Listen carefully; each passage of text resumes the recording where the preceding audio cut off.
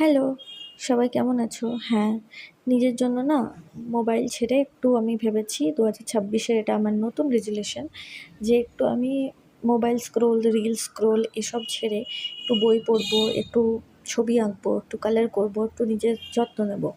হ্যাঁ, এগুলো আমার রেজুলেশন আর এগুলো করার আমি ট্রাই করি।